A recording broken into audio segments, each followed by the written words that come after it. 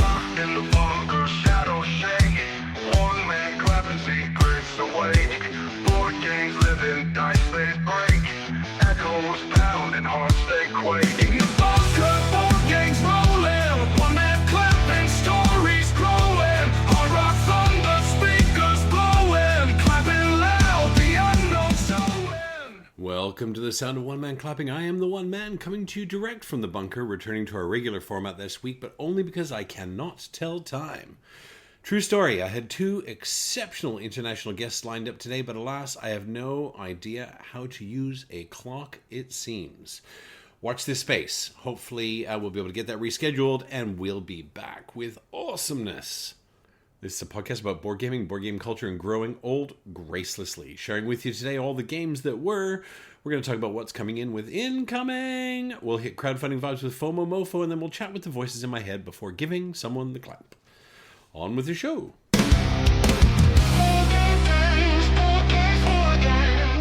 Well, back to our regular program. It's been a tough couple of weeks. I was sick in a way that, oh my word, working in hospitality, you come across COVID a lot. I had my number 6 run-in with COVID the week before last, and it was worse than the first. So if I sound a little bit froggy in the throat, that's why. I'm still sort of on the back end of recovery from that. My first run of COVID was horrifying. COVID 2, 3, 4, and 5 was fine. A day and a half of feeling meh. But I tell you, we had a strain of COVID in the house, and it knocked the fox out for about 10 days. It knocked Lou out for about 8 days. I had to take a whole week off work. I was literally paralytic with fever and just general malaise. But I'm on the mend now, back in the studio. Thank you for your patience. I'm sure you found some other great stuff to listen to in the meantime. So, this week in gaming. Well, I guess having a week it was really 8 days of no games. That's how sick I was, clappers. No games. I could not muster up a game of Dropolter with the peanut. Like, it was literally bed and vitamin C and tea and sadness. But did get a couple of games in, and I'm only going to talk about 2. One, because I only played 3 or 4. Yeah, spoiler alert. Things are sunnier now. Listen, look, things are going to be really good. Got to play a game of Castle Combo. Super Trooper bought Castle Combo earlier this year, and got that to the table. I got to play it with Buttercup, and with the Fox, and with Super Trooper. And Castle Combo is this delightful little tableau builder. And if you think, it's kind of like Earth Light. If you played Earth, you're going to play a card into Tableau, and all these cards are going to sort of ricochet off each other. It's a little Fantasy Flightis, esque as well, with, card score for other cards. And you only get 9 cards. It's easy to teach, easy to play. The art's quite charming. And the Fox, God love her, she spent the 20 minutes going, what does this card do? How do I do this again? Oh, I'm not sure. Is this card? And then comes scoring. It's like, I think this card's worth 5,000 points. God love her. She just... I'm not sure if she's faking not being a gamer the whole time, or if she's just genuinely that charmingly coquettish when it comes to playing games. Anyway, we got a game of that in after Super Trooper and I had a full day night of Aeon Trespass. So it's a great way to get back in the saddle. We had a day night of Aeon Trespass. Oh, spoiler alert, it did not go well. And we're going to touch on this a little bit more in detail in Voices in My Head. But we had a full campaign blowout fail. Aeon Trespass is not a fail-forward system. It is not a do your best and try again, guys. It's a you sucked balls and you get to go back to the very beginning and start all over again. Which, to our credit as dedicated gamers, we did. There's a saving grace on this. I'm not going to go into spoilers. I think what we'll do is when we finally finish Cycle 1, Super Trooper and I will sit down and we're going to have a full spoiler alert wrap up on Cycle 1, top to bottom, with all our favorite moments, because there have been a few.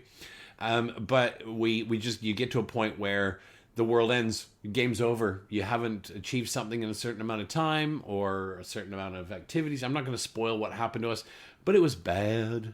It was bad. And so we spent a half an hour resetting the table. I reckon we were probably 12 or 13 hours away from coming to the end of Cycle 1, but given the way it ended, we didn't really have a chance. I don't think we ever really had a chance of getting there. So fingers crossed. We will. As I said, I'll talk about that again, towards the end of the episode.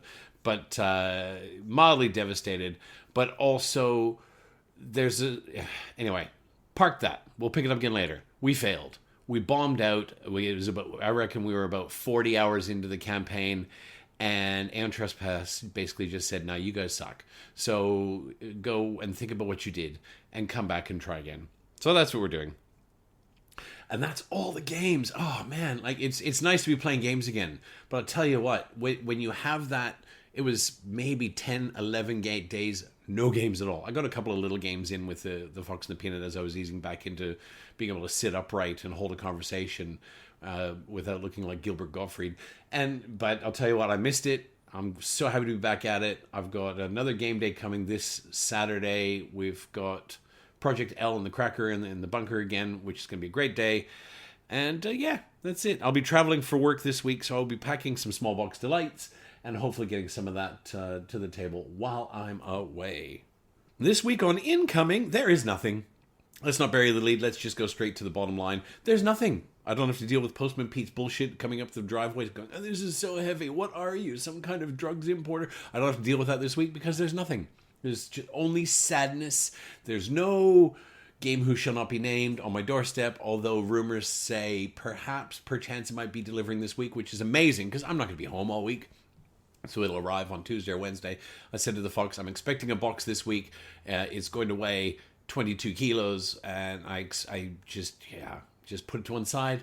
I'll deal with it when I get back. So nothing, no incoming, no pre-orders coming in, nothing being delivered, nothing. It's Charlie and the Chocolate Factory. You get nothing. There's nothing this week. That's incoming. Stuff it. FOMOMOFO is off the chain.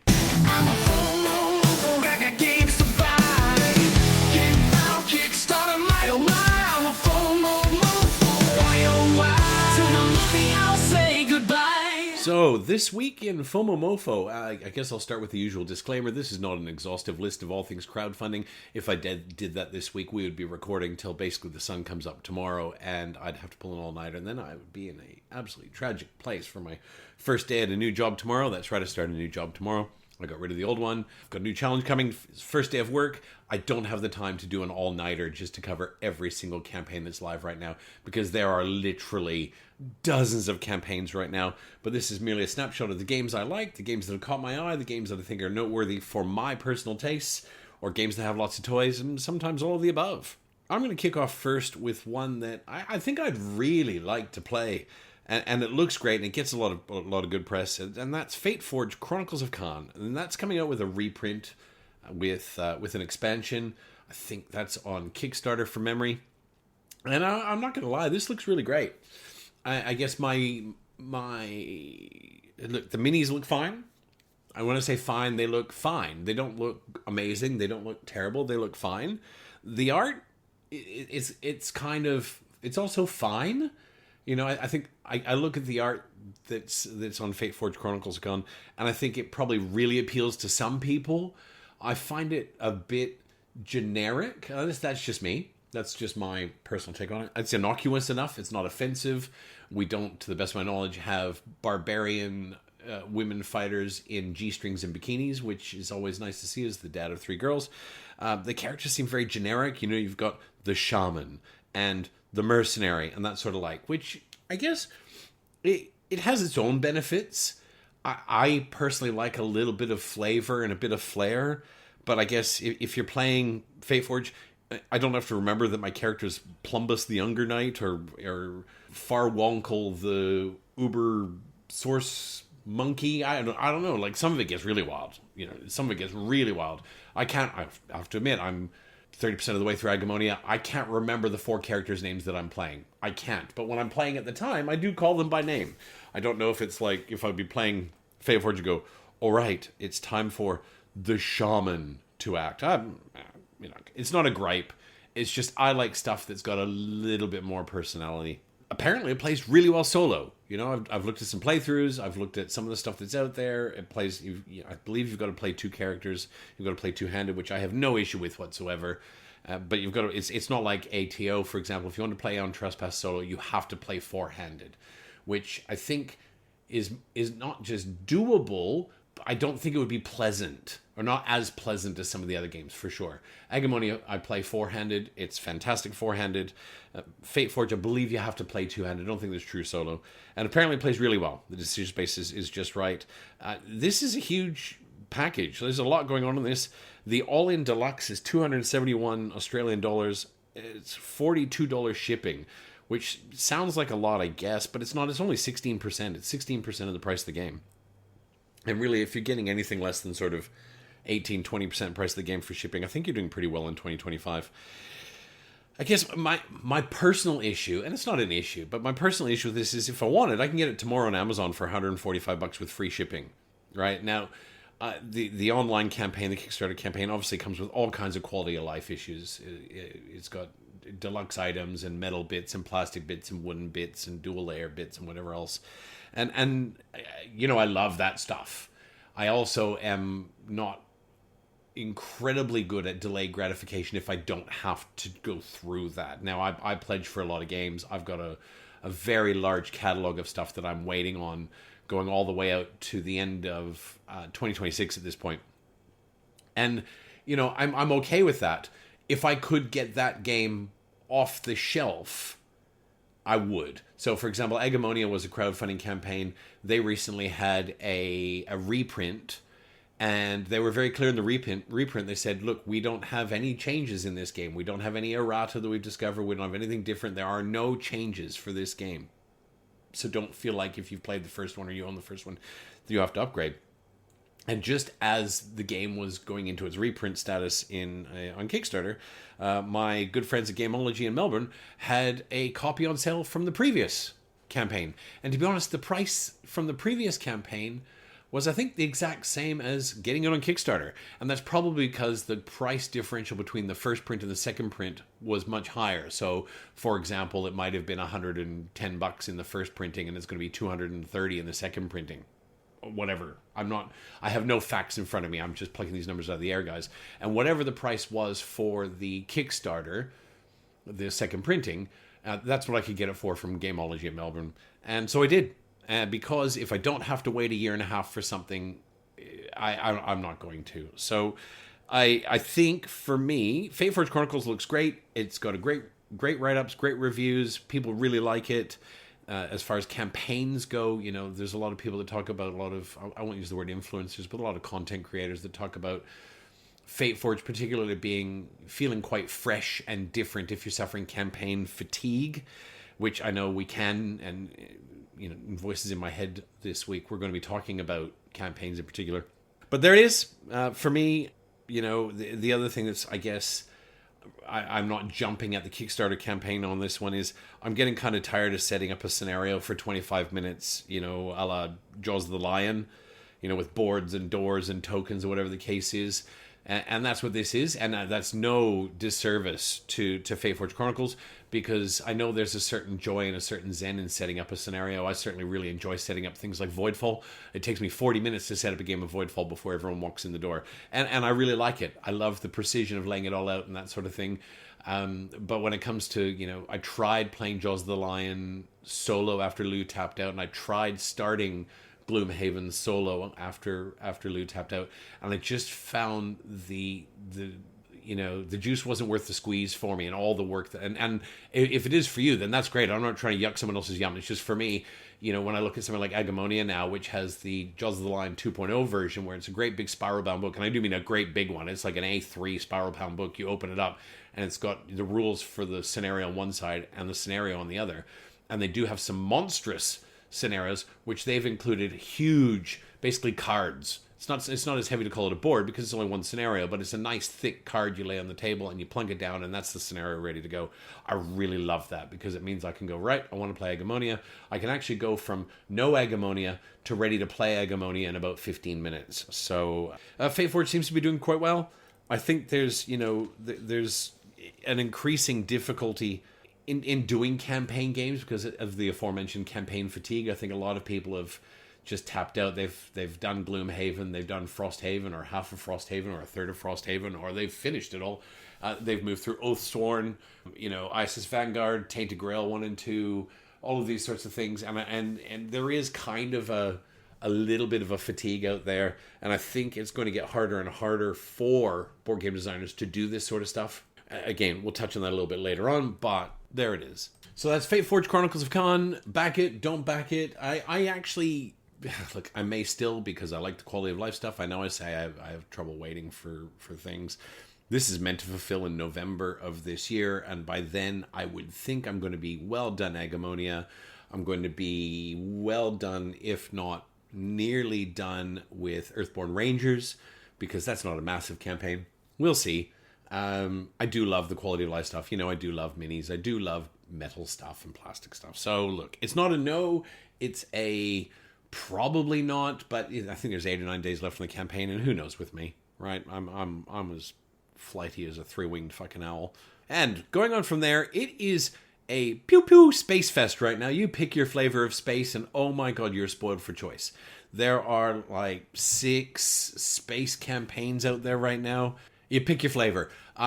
I have looked into these just only on the surface, and so I'm going to blast through some of the ones that are out there. I'm not going to go into these ones in detail. These were on my radar. They popped up. They've launched. I've had a quick look at them. Decided for one reason or another they're not for me. But I'm certainly happy. I'm certainly happy I had a look at them. We've got Star Driven Gateway. They're calling this a Starship Simulator. It looks a little bit 3x maybe. You're exploring. There's pick up and deliver. There's dice. There's ships. You've got Dark Harperian Battle Stations. This is a passion project by Paul Willis, who, big shout out to Paul. He reached out to me for some feedback. It seems like a really passionate dude about his game, and unfortunately, just at the time he reached out, he said, look, you seem like a gamer who knows a thing or two about games. I'd love to get your feedback on my game. I fell incredibly ill. His game's got a very distinct flair to it. There's certainly a unique art sense to it. It's kind of that brush of hyper-realism and realism kind of merged in together. He's using photographs merged with hyper-realism art. It certainly has an interesting look. I know he's got some amazing rights to use some famous sci-fi actors. I'm not going to name names because I'm going to get them wrong, but I'm certainly glad I had a look at it. Again, it's not one that's for me, but Terminus Frontier, there's another one. It's co-op, Space Raiders. It looks a lot more like a tabletop mini game than a board game. They're selling it as a board game, but when you look at the actual gameplay and the rules, there's terrain and there's all kinds of stuff, and it looks like a tabletop mini game maybe, but lighter. Cities of Venus Survivors. You're piloting a mech, and I'm just going to insert, and this is no disservice to Cities of Venus, but I'm just going to insert blah blah blah after this one. There is so much sci-fi stuff out there, and unfortunately, because they're all launching simultaneously, and they all have, I'm not going to say they all look the same, but they all kind of look like they fit into that same mid-tier niche. These are indie developers trying to get their sci-fi dream off the ground. They're all funding at various levels. We're not talking about CMON or Awaken Realm $1 million campaigns. I don't think we're even talking about, $300,000 or $400,000 campaigns, and these campaigns may be, in the eyes of their designers, wildly successful at the place they're in. But I think these are 4 campaigns that are probably going to suffer the pinch of all having launched simultaneously, all having a kind of vibe, of a look and feel where you could kind of put them all in the corner. And if I said to you, tell me which one's City of Venus, you might be able to do it if you've spent some time with it, because they have different looks about them. But I think they're going to suffer from that, unfortunately. And I'm sure there are stark differences. I'm sure there are. These were all in my bookmarked ones to follow when they launched. I've looked through them all. I'm glad I did. I don't have the motivation to sit and unpick them in detail to really find out if any of them are for me, because just on the first pass, I've gone, well, that's really not my thing. But they're out there. If you like pew pew space fests, as I said, pick your flavor. You're spoiled for choice. Oh man, okay. So let's talk about the next one after this. Star Trek Ascendancy. Oh my sweet baby Jesus. Okay, so I am a mad Star Trek fan. I can name everyone from Voyager and Deep Space Nine and Generations and the original. I can even talk to you about Scott Bakula in Enterprise. I can talk about Discovery. I haven't watched the one that came after Discovery, Strange New Worlds, I think. I haven't watched Lower Decks. I'm just got a little bit of Star Trek fatigue the last couple of years. Oh, Picard. Picard, the reboot? Glorious. I love Star Trek. Star Trek Ascendancy. Shit a brick. Oh my god. Now, let me say, I love Star Trek. Like, love Star Trek. I'm one of those that love Star Trek and Star Wars. If you said, well, you can only have one, I'm like, go fuck yourself. Pardon my French. It's a French sort of episode today. We're going deep into the French Alps. This is basically a meaty 4X. It's like Star Trek meets Twilight Imperium. Okay? And I'm gonna be honest. It looks great. Right? This is not a new game. This is a reprint. They've got 3 new factions. They've got... I think that puts them at 12 or 16 factions. They've got every expansion they've ever released, which is not 1 or 2. It's a lot. It plays 12. Okay, let that sink in. A 12-player 4X game. I'm not being funny. I'd rather die. Can you imagine a 12-player 4X game? You could take your turn. You could fuck off down the street. You could go to the shops. You could get yourself a kebab. You could meet up with 3 friends for a beer and come back, and it might still not be your bloody turn. Like, oh my lord. I cannot think of anything worse than a 12-player 4X game. Now, those of you that are Ascendancy fans, send me a note. If you go, no, Hammers, you're a lunatic. 12-player Ascendancy is amazing. Downtime's irrelevant and blah, blah, blah. I'm like, okay. Hey, I can't think of anything worse. I really can't. It does have a really interesting mode that's 2v2, right? So you've got all these millions of factions, and you've got 2v2 that can play, and it looks really interesting. It's got what looks like a really spectacular solo mode. Or you can play 1v1, v1, v1, which, again, I haven't played Ascendancy. I've watched a few videos because Star Trek interests me, and because it's the kind of thing that I really wanted to learn about, whether it was for me or not. I did watch quite a few videos, new and old, about the gameplay, and there's a lot of sort of consensus that 1v1, v1, for example, is not nearly as good a game as 2v2, just because you can get eliminated from the game, or, you can get bumped out early, Twilight Imperium-esque, and then you're sitting around for 4 hours watching everyone else play. It comes in, if you get everything, it comes in 2 calyx cell-filling Borg cubes. Okay, so again, as a fan of Star Trek stuff, let me tell you, it looks so good. You've got 1 Borg cube that has all the gameplay stuff, all the bits, all the plastic, all the dice, all the tokens, all the blah, blah, blah. And then the other Borg cube opens up, and it's got all the factions in these little cassettes that kind of all slip in there. It looks great. And then you get to the price. Are y'all sitting down? You may have looked this up, but are y'all really sitting down? Like, are you sitting down and you have no chance of falling off your chair? Okay, you can't accidentally punch someone when your arms fly out. You want it all. You want the deluxe. You want it all. And of course, if you're going to buy a game like this and you're going to buy it now, you want it all, don't you? You don't want part of a game. You don't want 4 factions or 3 factions or 5 factions. It's like, I'm going to buy this game. It's 2 board cubes. Just hit me. 750 Australian dollars. Okay, 750 Australian dollars. Now, in its defense, it's a very sedate $75 shipping. It's only 10% shipping. $75 shipping. Okay, so if you're an Ascendancy fan, I get it. You're like, hey, this is my Grail game. I play this all the time. We play this every weekend. We play it every 10 days. We get together 26 times a year and we play Ascendancy. Hey, man, that makes perfect sense then. And I'm not going to lie. I've spent this much on a game. More than once at this point. Both Aeon Trespass and in Normandy, both Into the Unknown properties. I have spent this much on a game, but those 2 games each are going to give me hundreds and hundreds of hours. Now, Star Trek Ascendancy, if you are like, I went to a Twilight Imperium 4-day by basically a club that plays TI4, and they were inviting people to come. You bought a ticket, you go, they teach you how to play TI4. I had a great time. I really had a great time.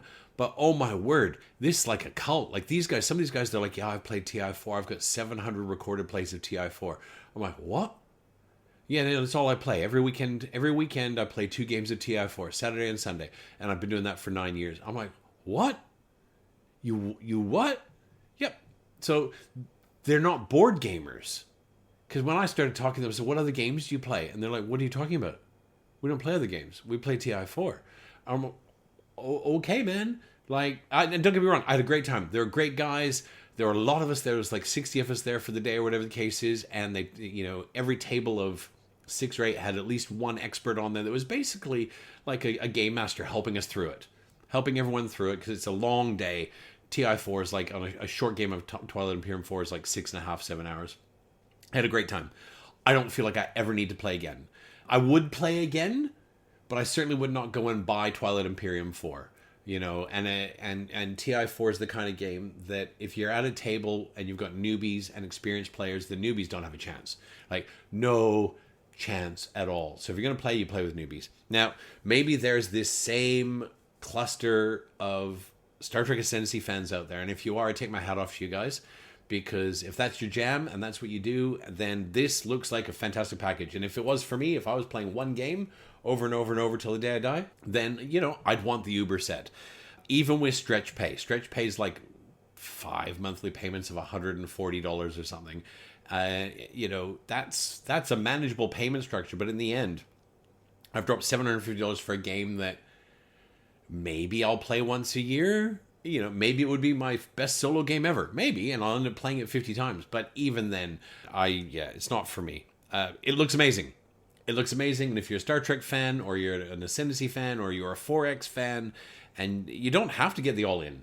You can get the base 6 factions, whatever the case is, seems very reasonable. There's a million tiers you can get into.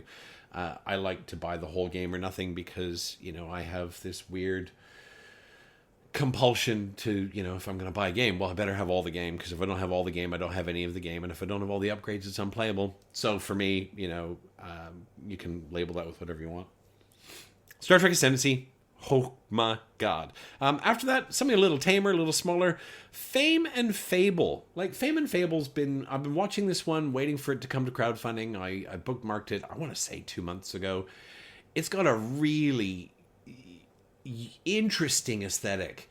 And now that I've looked into it, I can understand why. Because Fame and Fable is this cutesy little 1 to 4 player. It's a fantasy fighting-esque game. When I say fighting-esque, you're kind of fighting with people around the table, but it's not an area control. It's more of a backstabbing, push your luck kind of fighty game.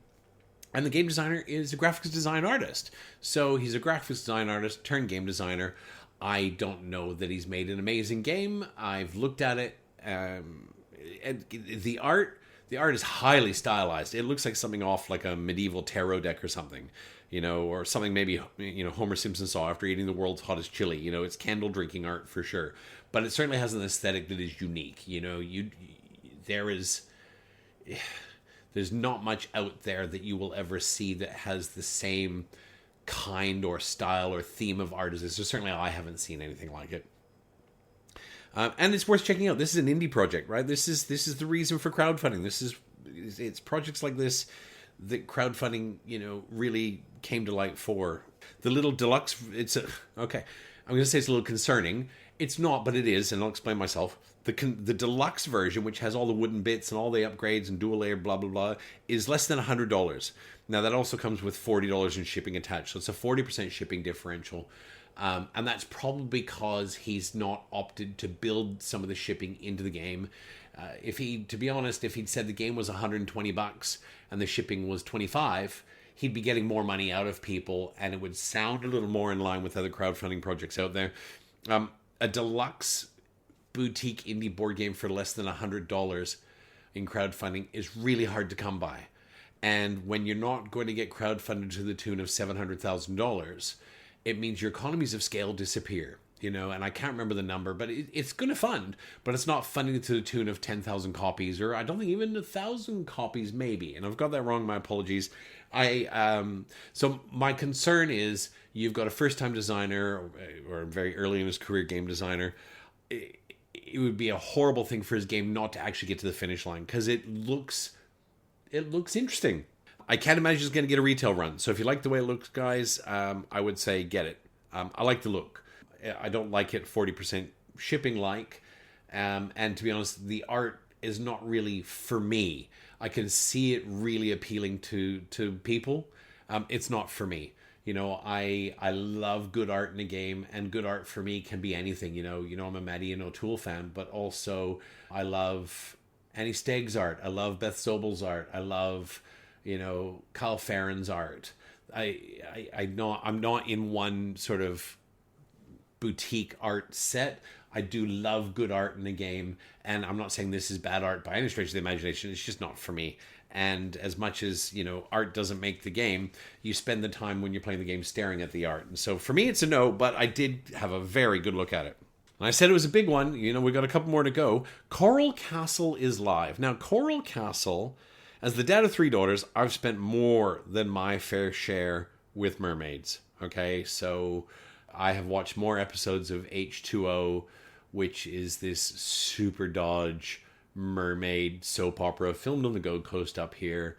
Or like if you've not watched H2O, go watch H2O. Watch one episode so you can say you can. Yeah, daughters love H2O. It's great. Not H2O. Well, it's fine. Coral Castle, anyway, back to it. This was on my radar because my youngest is 9. She still loves mermaids. She loves that kind of stuff. And, the box cover looks fantastic. And for the last 6 weeks, that's all you've been able to see is the box cover, that it's Coral Castle, that it's a mermaid sort of thing. It's gone live, and to be honest, I'm not a huge fan of the game components inside. I think the game components look fairly unpolished. Now, that may not matter to you, and I'm not talking about the game components being cheap. I've got Underwater Cities, which is a game by Vladimir Suchi. It's on my shelf of firsts, and the card stock on it is really nasty. And the game boards, the player boards that came with it, they're nasty. Like, they're really thin cards, like thinner even, I think, than the Arc Nova Zoo maps. And I kind of look at that and I go, really? Like, that's the best you could offer us for the price? And look, I don't publish and distribute games, so whatever. I would have happily paid an extra $25-30 for better components there. And I'm not saying these components are bad components. That's not it. But they look quite unpolished in that, the player boards and the main board, there's a lot of dead space in them. There's a lot of, really wide open bits. And there's nothing, I haven't played the game, so maybe there's a purpose for it. As much as I want to support small games, and I'd love to put a mermaid game in front of my daughter, and I've looked at the gameplay, I don't think this one's for me. I have been watching it for a while, being very hopeful. It's not that expensive. The deluxe edition, which comes with little clam shells to hold all your tokens, and little pearls, and little wooden bits, and whatever the case, it's less than $100. It's about 30% shipping, I think, at $30. This is the second crowdfunding game by, I think this particular designer's name is Travis Deer. His first one was a very small campaign. Again, this is another small indie project. So if you're looking to support small indie projects, have a look at Coral Castle. It may or may not be for you, but, as I've said a couple of times, in our relationship together, I do like to get these little indie projects occasionally. I've got a few of them in the bunker if I look around. Not a ton. I do have a few. And this one isn't for me. I find the art on the cards doesn't stand up to the art on the box cover. If you look at the box cover, the box cover is like, whoa, that is a really beautiful, flourished, detailed mermaid box cover. And then the cards, I'm not saying they're rushed. I just don't think they're done to the same caliber. And so for me, it's going to be a no for me, but, it's worth a look. And the last one, oh man. Okay, the last one is Catan, All the Plastic. Now, we've known this has been coming for a while. They announced it was coming a while back. Now, I have never played Catan. I actually own Catan. I bought it years and years ago because Lou played Catan at a friend's house. She said, oh, Catan's great. Can we get a copy of Catan? Well, sure. I got a copy of Catan. It is straight up OG Catan. It is still in shrink. I think I've had it 6 or 8 years. I've never played. Now, Catan has a biblical following. Right? Catan has 942 expansions. If you go into a board game store, it's not quite as many Catans as there are Monopolies, but oh man, it's a lot. And I can't even tell you the difference. I know there's pirates and seafarers and traders and blah, blah, blah, blah, blah, blah, blah. So, you want to go have a look at crowdfunding, go look at Catan. It's not called Catan, All the Plastic. It's called Catan, I don't know, World of Upgrades. I don't even know what it's called. Just go search Catan. But, again, make sure you're seated. And this campaign, to the best of my knowledge, has zero gameplay. This is not new expansions. This is not get everything Catan. This is not buy a package. This is not There's no new cards. I don't even know if there are cards in Catan. Sorry, there's no new gameplay to the best of my knowledge. This is just frilly stuff to help you play Catan, right? Cosmetic upgrades. Now, if you want everything in this crowdfunding campaign for your Catan, because let's say you have everything Catan. And now, let me be clear. If you have everything Catan, this is for you, right? You haven't even got Catan if you haven't got this package, right? If you have everything Catan and you don't buy this package, you don't even really own Catan anymore, right? But if you want everything, it's $1,600 Australian. And then on top of that, because guaranteed this is going to be 50 kilos of plastic, it's $225 in shipping. Now that's to Australia, right? So if you want everything, it's $1,825 for cosmetic upgrades. Jesus Christ on a motorbike. Oh my God. I love a quality of life upgrade. But I can tell you what, not in a million years would I spend $2,000 on cosmetics. Now, I'll say it again. I'm not here to yuck your yum. If you own every box of Catan, I absolutely expect that you are mad for Catan. You play it all the time, and this is for you, right? I own the Uber Deluxe Castles of Burgundy. I didn't need it. Castles of Burgundy, it doesn't play any different, right? But you've got those chunky bits, the tiles, and whatever the case is. I own that. I love it. I love everything about it. It's probably taken a $75 game and turned it into a $300 game. I own that, right? And if you own everything Catan, you've probably spent $2,000 on Catan. I'm guessing. I don't know. So what's another two to make it Uber Catan? Whoa. It's got terrain, dice, buildings, metal bits, plastic bits, resin bits, player pieces, frames, ships, pins, ports, storage. Holy mother of God. If you like Catan, this is for you. Get on it. Yeah. I think this is on GameFound, so if you're lucky, it's, stretch pay. It's 10 payments of $200. I don't know. But anyway, Catan all the plastic. That's FOMOMOFO this week, guys. It is a huge one. And as I said, I've only covered maybe 25% of what's out there. Drop us a line on Facebook or send me a chat if you're following other campaigns you think are noteworthy that I've missed. I'd love to hear about it.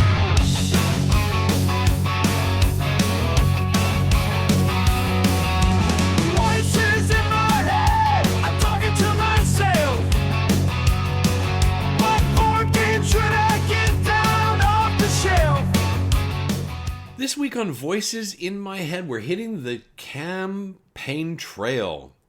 I want to talk about different campaigns, and this is off the back of Super Trooper and I having to hit a hard reboot on our Aeon Trespass campaign. We were maybe, I want to say we were about 40 hours in, and we stripped it down and reset it. And when you reset, you get a very small head start. You get an extra technology that you wouldn't have gotten until about 20 hours into the game, which can kind of accelerate your first bit. I think there was a small handful of gear that we could get our hands on that kind of gave us a little bit of a leg up, but not a lot. And looking at the reset rules, if you fail multiple times, that head start is augmented 3 or 4 times. I think there's 4 different stages of resetting. These are no spoilers because no one but us is going to ever fail the game, right?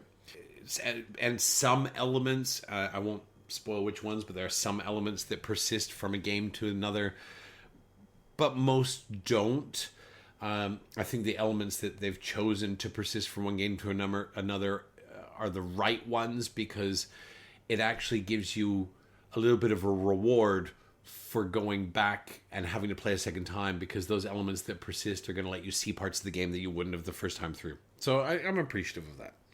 But I guess I want to talk about 3 different styles of campaign games. And I'm not talking about space crawlers or dungeon crawlers or roguelites and that sort of stuff. I'm talking about straight up campaigns, like straight up.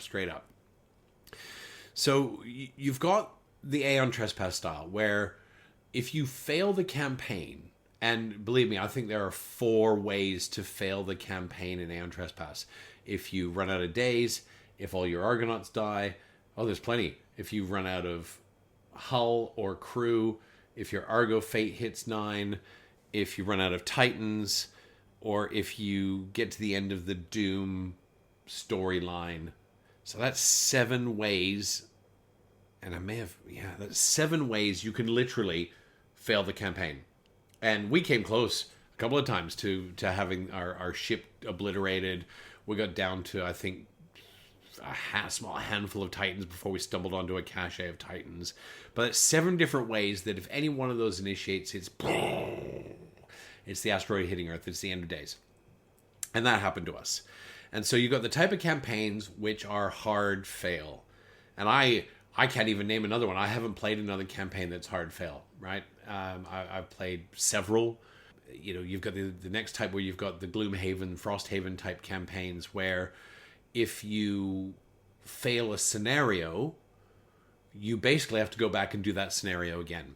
And there's not really any penalties for that. Not that I can think of. There's no penalties. In fact, I think you get to even keep your loot in Gloomhaven and Frosthaven if you fail a scenario. It's just the patience of having to go back, reset that scenario, and do it again. I remember one day, I think we played this one scenario 4 times, in no small part because Coop had actually set us up as a 4-player contingent, and there were only 3 of us. So we were actually fighting a much harder scenario than we meant to. I know we did it 3 times. We might have played it 4 times. And that was almost rage quit territory. So you've got the kind where if you fail, you just reset, you do it again. And then you've got the fail forward scenario type. So for example, in Agamonia, if you get to the end of a scenario and you fail on the objectives, you still move down the branching paths. You miss out on stuff. You miss out on specific rewards. You don't miss out on anything that stops your campaign from progressing, but you might miss out on, you know, some great loot. You might miss out on finishing off a storyline for an NPC. And then if you pass, if you achieve it, then you move forward with full huzzah. And I quite like all 3 of these types of campaigns. So I guess talking about Aeon Trespass, you know, this hard fail, which really it looms over you from the very beginning. You know, you start this game and you know there are 7 ways to totally lose the game. And it kind of feels like walking a tightrope without a net underneath. Because while you want to make decisions that advance your game and are cool and interesting, you're constantly balancing that with, well, how close are we to complete annihilation? And sometimes you've got to make a decision that is about self-preservation rather than what you want to really do in the game. And that's powerful. You know, I know there's some, and this is all spoiler free, but there's some choices that Super Trooper and I have had to make where we're like, well, we'd really like to do that, but that's going to cost us one of our hull on the ship, or it's going to cost us the Argo Fate. And if your Argo Fate hits a certain amount, you're done. And so we've had to make decisions basically based on self-preservation rather than what we really want to do in the game.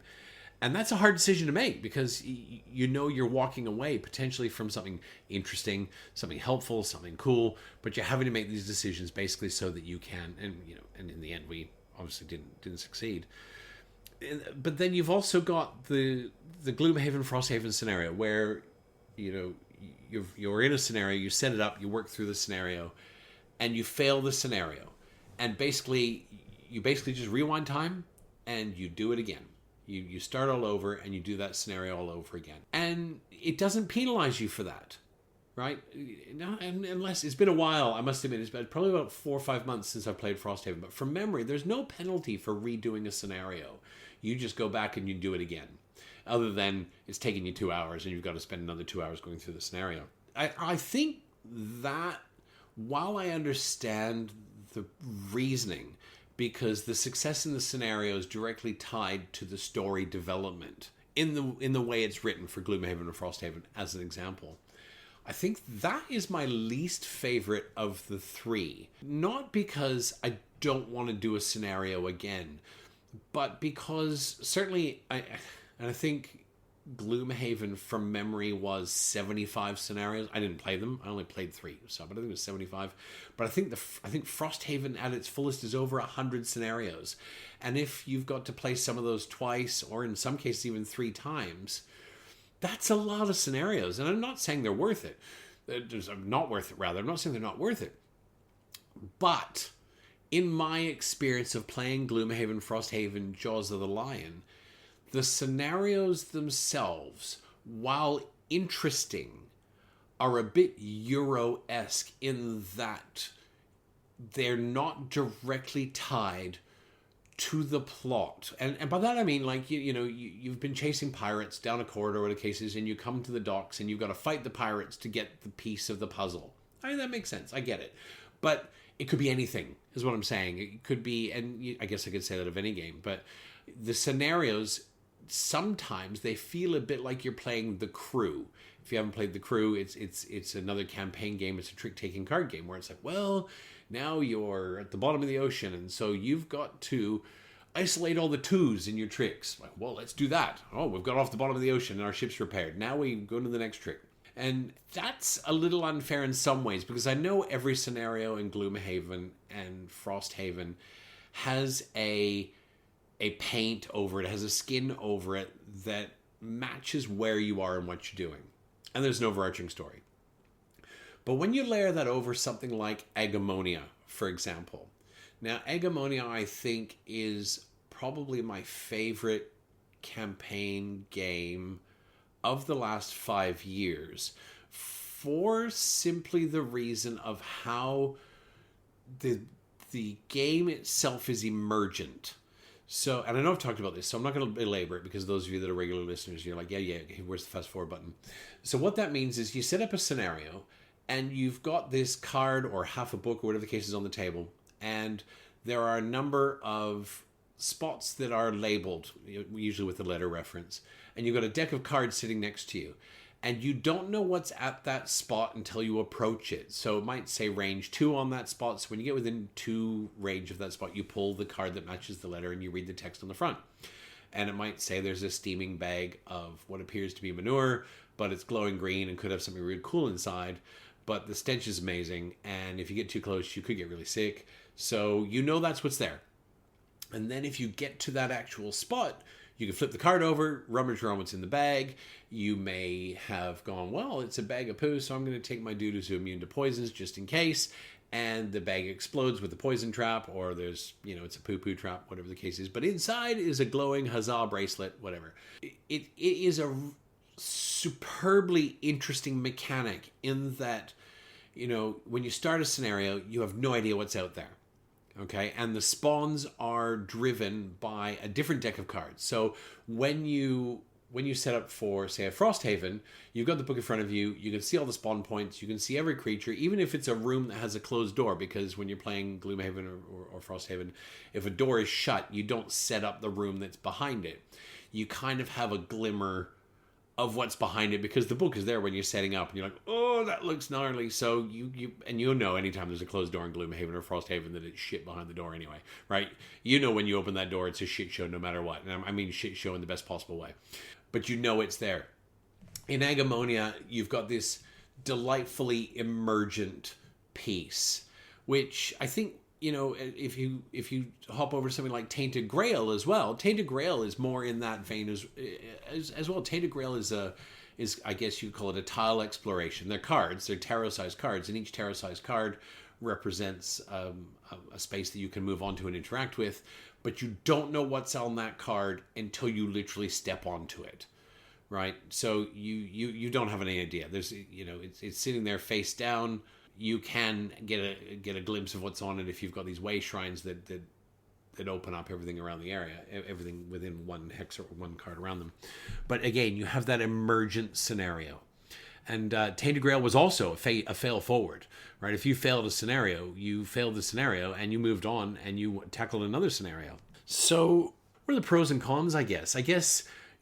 Pros and cons of the Gloomhaven, Jaws of the Lion, Frosthaven is you don't miss out on anything, right? You're not going to miss out on anything. I mean, you might miss out on a chest because you can't get to it in a scenario. There's a treasure chest over there and there's a unique piece of loot over there, and because it's got 17 Spargle demons around it, you don't get to it, so you miss out on that. But in something like a Frosthaven Gloomhaven, while there's branching storyline, you have the opportunity, by and large, to see every branch. Right? So if you're a completionist or you really want to make sure you don't miss out on anything, it's a great system, because you're going to go down that rabbit hole and you know that you can take your time and you can unpick literally everything. Something like Agamonia, and even Tainted Grail, we can lump them two together because they're very... Them two? God, where's your English, Hammers? We lump them two together And because of that emergent sort of gameplay, you can actually, I'll use the term, accidentally finish a scenario and not have explored a whole region in that area. Now, the wonderful thing about something like Tainted Grail is you can actually go back to any region you want. There are timers in the game which have negative consequences if they go too long. But you can actually go, well, you know what? I may have finished this scenario, but I'm going to march over there and see what the hell's in that area because I want to see it. And you can. You can go over, you can explore to your heart's content. It's quite sandboxy in that regard.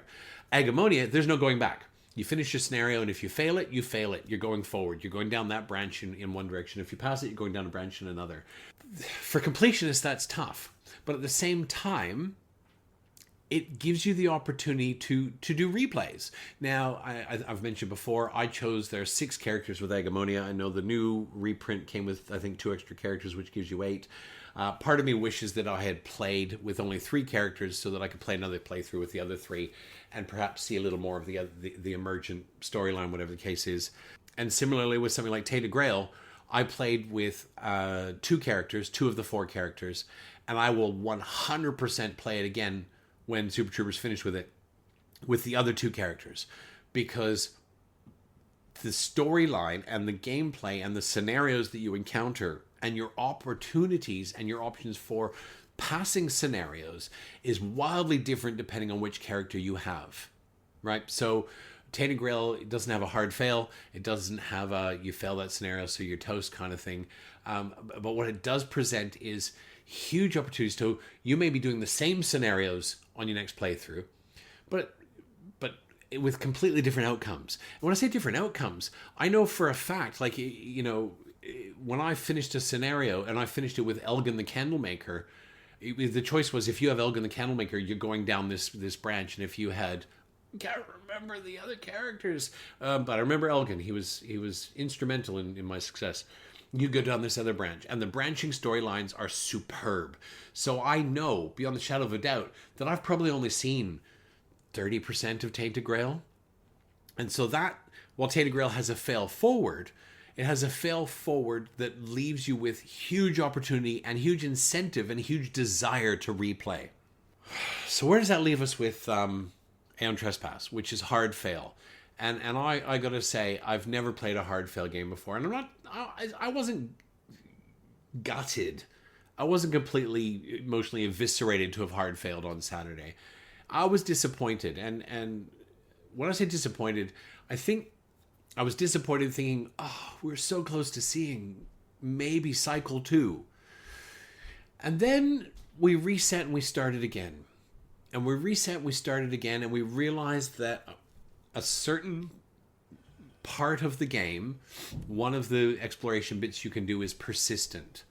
And I thought, well, that's a clever bit there. Because now, all these things that we started to explore and started to do, which we had moved on from, because even through cycle 1, you have to move on from some of these things as the timer goes through, we have a chance to go back and finish. And there's a charm and an excitement in that I wasn't anticipating as we were packing all of our forlorn dead heroes into the box to reset the card decks and reset everything from scratch. Coupled with the fact that there are so many branches in Aeon Trespass. There's so many times we got to a point in the narrative and it said, if you have this card, or if you have this icon, or if you have this achievement, then you're going to do this. And when I say so many times, 80% of the choices we got to had one of these things presented, where if you have A, then go to this. And if you have B, and we might have had B or C or D, or we might have had none of them. If you have none of them, then you're going to do this other thing. What that says to me is, yes, the game is hard fail. And certainly as you're resetting, it's got 4 boxes to tick every time you fail, which escalates the bonuses you get when you restart. They have written enough into the hard fail. And when I say written enough, I'm not talking about the extra set of knives you get or the extra technology. I'm talking about there's so much narrative. There's so much game.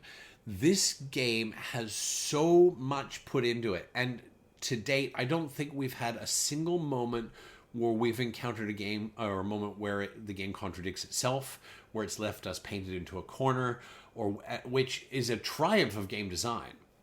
But not only that, we've started again And I have to say, we sat at the table and we started again with the same zeal, if not more, than when we played the first time. And I'll explain. Because we've done 40 hours of Aeon Trespass. Now, it seems like you might go 40 hours. 40 hours to just flush it to the toilet. That's a lot. Like, yeah, it is.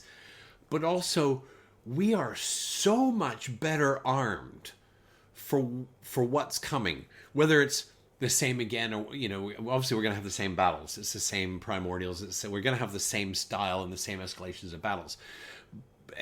But we are so better armed for those battles, to come out of those battles, each one in an exponentially better place than the one before. I mean, I remember our first battle. We set it up, and we set our first battle up, the very, very first one. You come out of the tutorial, and you set up your first battle, and we got absolutely rinsed by the game. Like, we got rinsed, and we're staring at the game going, what the fuck? Like, is this what we're up for? We're up for 500 hours of this? And, I don't know, what is it, Super Trooper? You're not here 35 primordial battles later. We've got a very different mentality. And so it's almost as though, because we reset, I want to say we reset, it was about lunchtime when we realized, oh God, we're dead. And we reset, and I think we played about another 4 hours. In that 4 hours, I think we achieved as much as we had in about the first 7 or 8 hours the first time through. So that's not to say you accelerate and jump through, but we're smarter. We're more agile. We're more informed on how to play the game. And to say that, you know, I wasn't expecting for us to open up the book and start again and to feel that same tingle of, all right, here we go, mofos. I've never played a hard reset, a hard fail game. And I just got to say kudos to the team, because they have made a game that makes hard fail exciting. And I never thought I would say, it was, you know, there was excitement attached to pissing 40 hours down the drain. Now, that's not to say I want to do it again. I think we will play very differently. We will play very aggressively in how we chase our objectives, and equally aggressively in how we chase some of these side quests. But we're going to be equally, on the opposite end of the spectrum, conservative on how we manage this encroaching doom, which is what came us undone in the game. And I think it's a triumph. It's a triumph of game. It's not for everybody, but I think for me it's a triumph of game, and I look forward to replaying that first 40 hours again, which is a remarkable achievement. And to sum that, what do I prefer? You know, and if you'd asked me Friday, I probably would have said I prefer the Agamonia Tainted Grail model, you know, and to be honest, you could put them on both ends of the scale for me. You've got that fail forward model, and on the other one, I would have probably said I prefer Gloomhaven Frosthaven, because, you know, there's no punishment. But I've got to say, I think I prefer the ATO model, because that punishment, which is those consequences, let's use the word consequences, those consequences are so motivating now, both to avoid, but more, I'll use the term, to dance with. We are so prepared now to dance with those consequences, that it's almost as though we spent the first 40 hours in tutorial mode. And honestly, I've read many reviews by gamers who finished Cycle 1 and said the game really starts in Cycle 2. That's when the game starts, when you really know what you're doing. And I can kind of understand that, because we're still finding, I won't say rules errors, but things that we're kind of getting sideways rather than putting them into the keyhole straight on. You know, and I love the fact that I got a partner in crime who's going to sit at the table and go, hey man, get those dice. We're starting again, mofo. But with the same zeal and the same passion and the same delight. And I love it. I love it. You know, and I think these sorts of games are going to find it, and this is not related to the chat we just had. This is just sort of, I guess, the fine print in italics at the bottom. They're going to find it harder and harder to get into market, because like Kingdom Death, which is another great, big, huge beastie. Trying to find people who are willing to just say, yeah, I'm going to take that on, and that's going to be 400 hours of my life, is going to get harder and harder because we're getting more and more time poor. I think, one of the things that I've really liked, Into the Unknown, who's the publisher for Aeon Trespass, one of their next big properties is Enormity. And Clappers, you've heard me talk about Enormity off and on for several months. I'm very much looking forward to Enormity. Enormity is Aeon Trespass crossed with Nemesis, and it's going to be fantastic. And I think one of the best things that they've done is they've taken Enormity and they've broken it into 8 mini campaigns. Each campaign's about 40, 45 hours. And you can do them in any order. Now, each of those campaigns layers new lore, layers new available spaces in the huge, huge ship that you're in. The Outer Space Argo, if you're playing ATO. And each of those 8 mini campaigns layers on, though. And, and between them, you've got 400 hours of gameplay that you can initiate. And I think that's clever, because Lands of Evershade, which is another big campaign-esque game that's coming, has done the same thing. Lands of Evershade has a number of, they call them chapters, I think, or adventures. And each one is 40 to 45 hours, which means you can break off little pieces. And you can, if you've only got 2 hours at a time, well, that's still going to take you a year. Or if you're, if you're like Super Trooper 9, you're like, well, let's throw that into day-night Saturdays. That's, 4 or 5 day-night Saturdays, and you're done. And you put a line under it, and you go, high five. Love it. I love it, guys. Absolutely love it. I love the campaign games. I love the myriad of campaign games that are out there. I'm very much looking forward to throwing Oathsworn on the table. It's on my shelf waiting for a group to play as well. And that's all to say, hit the campaign trail. There's shorter campaigns out there, guys. If you want little campaigns, huzzah. This week's clap, I have spent a week on my back. This week's clap goes to Sudafed. Oh, my sweet baby Jesus, Sudafed. The only thing that kept me upright and breathing. Sudafed is... look, and you have to show your bloody driver's license to buy it in Australia, like it's Breaking Bad, right? And so, whatever. But Sudafed, you kept me alive. I can go back to work tomorrow. I can record for my dear clappers. Thank you, OMC crew. Sudafed. And that concludes this week's therapy session. Thank you, OMC crew, for listening to my offload. It's always great when you get the chance to drop a huge load. Hopefully it was good for you. I'll be traveling for work this week, so smaller solo games. But looking forward to next weekend. More games, more friends, more living. You can reach me on all the socials. Find me on Facebook by searching One Man Clapping. Drop a like or a follow. That'd be great, because once I get to a certain threshold, I can start doing live streams. You can email me at wonmanclapping@gmail.com. I'm on Instagram. And thank you as always for your time. Your time is precious, and the fact that you chose to waste an hour of it listening to how I spend my time is humbling to say the least. Until next time, get your game on, even if you've got to play with yourself. And remember, if you book an interview with international guests, make sure you know how to work out the time difference. Clocks are your friends. Don't be a hamaz. No one likes a hamaz. Peace out, mofos.